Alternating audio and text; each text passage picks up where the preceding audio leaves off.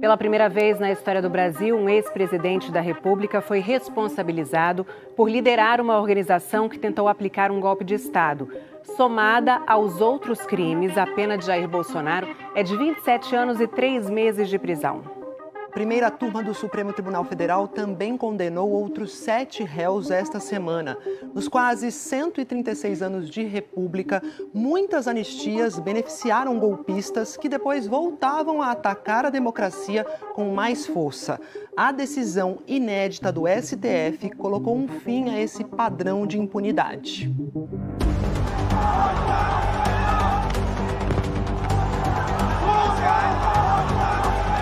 O que há de inédito, talvez, nessa ação penal é que nela pulsa o Brasil que me dói. A presente ação penal é quase um encontro do Brasil com seu passado, com seu presente e com seu futuro.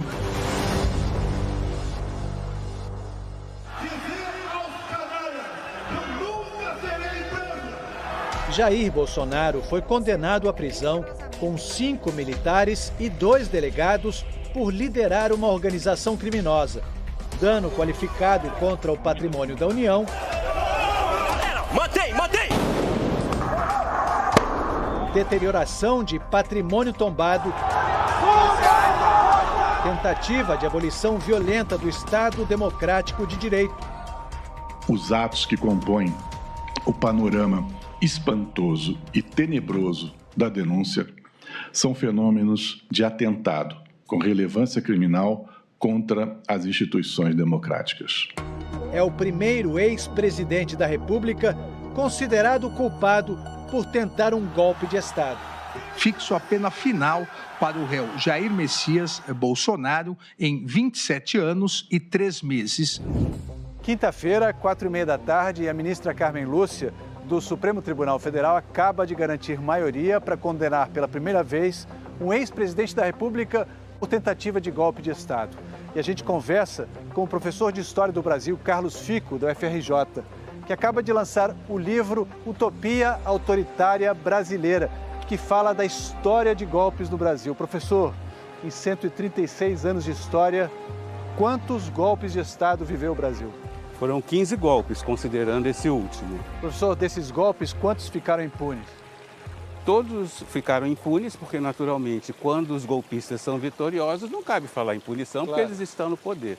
E no caso das tentativas que fracassaram, houve impunidade em todos os outros 7 casos, porque o Congresso Nacional sempre aprovou uma anistia para os golpistas. A República do Brasil já começava com um golpe militar. No fim do século XIX, o Império estava em decadência e o Exército com moral alta depois de vencer a Guerra do Paraguai. Em 1889, o Marechal Deodoro da Fonseca depôs Dom Pedro II. 33 anos depois, em 1922, um levante promovido por integrantes do Exército tentou derrubar o presidente civil, Epitácio Pessoa. Os jovens oficiais Eduardo Gomes e Odílio Denis participaram da revolta dos 18 do Forte, ou Movimento Tenentista, que foi fortemente reprimido pelas forças do governo. Ainda assim, nenhum revoltoso foi punido. É certo que quando há essa sucessão de anistias de não punição de militares golpistas, isso é um estímulo para o ativismo militar em geral. Em 1930, o preço do café despencou por causa de uma crise mundial. E o tenente Eduardo Gomes, que fracassou em 1922, voltou a participar de um levante. Desta vez para derrubar o civil, Washington Luiz. O golpe se consumou e Getúlio Vargas virou presidente. O Palácio do Catete é um dos cenários que melhor representam a história dos golpes no Brasil. Em 1930, o presidente Washington Luiz foi derrubado num golpe de Estado que impediu a posse do seu sucessor eleito, Júlio Prestes. Candidato derrotado nas eleições, Getúlio Vargas assumiu aqui, caçando a maioria dos governadores, fechando o Congresso, as assembleias legislativas estaduais, as câmaras municipais. Durante 15 anos, Getúlio governou com mão de ferro, resistindo à revolta constitucionalista, a chamada intentona comunista, e promovendo até um alto golpe. Getúlio saiu daqui deposto por militares. Depois voltou eleito, como se dizia na época, nos braços do povo. O mandato de Getúlio sofreu forte oposição. Em agosto de 54, um manifesto assinado por generais do Exército pediu a renúncia do presidente. Entre os generais estavam Castelo Branco, Costa e Silva, Henrique Lott e o agora brigadeiro Eduardo Gomes. Em vez de renunciar, Getúlio Vargas se suicidou. Um ano depois, Juscelino Kubitschek foi eleito com 36% dos votos, mas a oposição formada por muitos militares questionou a vitória, já que ele não tinha conseguido maioria absoluta. Juscelino só assumiu com a ajuda de uma intervenção de outra ala militar, chamada de contragolpe, comandada pelo general Lott e Odílio Denis, golpista anistiado de 1922 e agora general do Exército. Veio o golpe de 64. Odílio Diniz e Eduardo Gomes, nunca punidos, tinham sido promovidos a marechais e participaram da deposição de João Goulart, eleito democraticamente. 2 generais que tinham assinado o manifesto contra Getúlio se tornaram presidentes militares. Primeiro, Castelo Branco, depois Costa e Silva. Para o professor de Direito da Fundação Getúlio Vargas de São Paulo, Oscar Vilhena, a sensação de impunidade ao longo da história pode explicar, em parte, o comportamento dos condenados esta semana por golpe de Estado. No Brasil, dar golpe sempre foi algo muito barato. Ou seja, como nós temos uma tradição, seja de impunidade em relação àqueles que estão no poder, seja de anistiar aqueles que tentaram e foram mal sucedidos, né?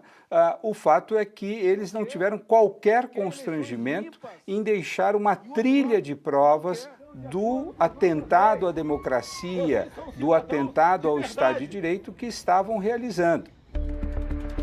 O ex-presidente Bolsonaro, capitão da reserva, foi considerado líder da organização criminosa e recebeu a maior pena, 27 anos e 3 meses.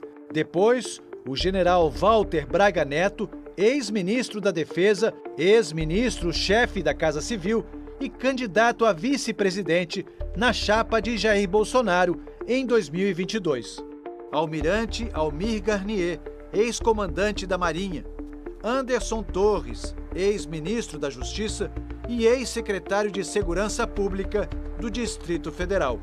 General Augusto Heleno, ex-chefe do Gabinete de Segurança Institucional. General Paulo Sérgio Nogueira, ex-ministro da Defesa. E Alexandre Ramagem, ex-diretor da Agência Brasileira de Inteligência e deputado federal. Esses devem cumprir penas em regime fechado. Mauro Cid, ex-ajudante de ordens de Bolsonaro e delator do processo, recebeu a pena de 2 anos de prisão em regime aberto, em razão do acordo de colaboração premiada. A ministra Carmen Lúcia deu o voto que selou a condenação dos golpistas.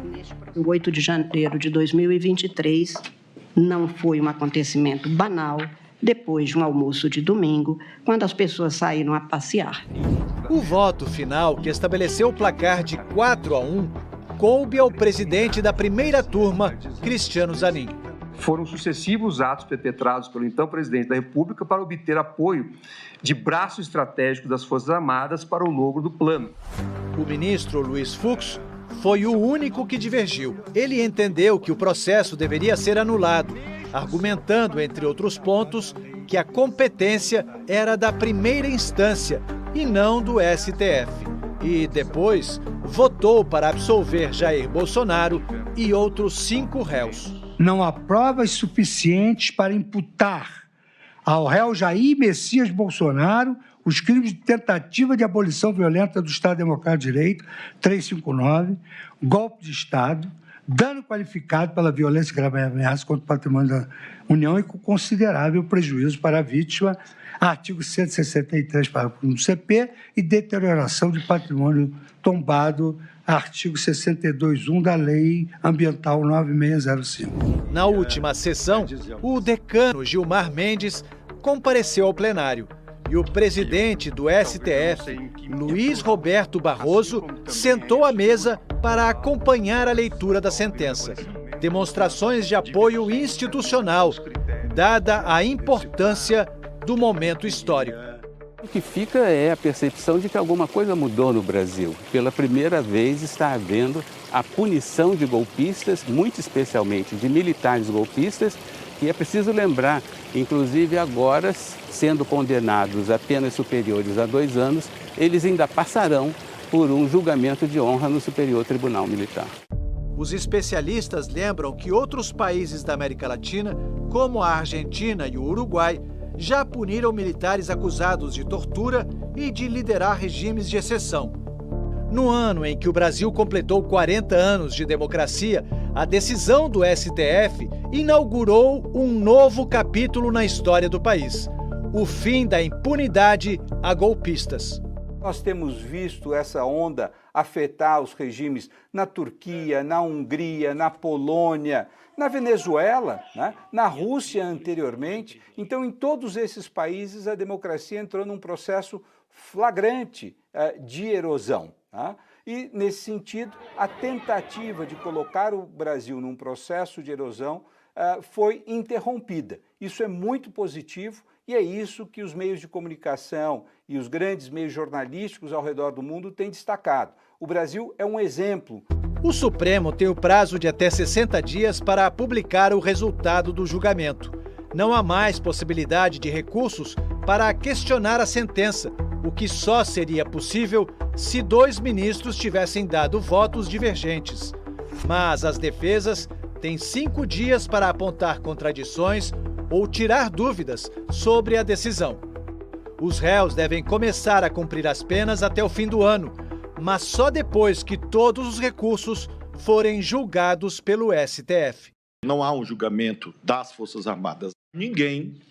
Quem conhece que o Brasil tem 9.000 quilômetros de litoral, do Oiapoque ao Chuí, que o Brasil tem 17.000 quilômetros de fronteira terrestre, pode achar que existirá a indeclinável soberania nacional sem Forças Armadas fortes. Eu acho que o Brasil só vale a pena porque nós estamos conseguindo ainda manter o Estado democrático de direito e todos nós, com as nossas compreensões diferentes, estamos resguardando isso e só isso, o direito que o Brasil impõe, que nós, como julgadores, façamos valer.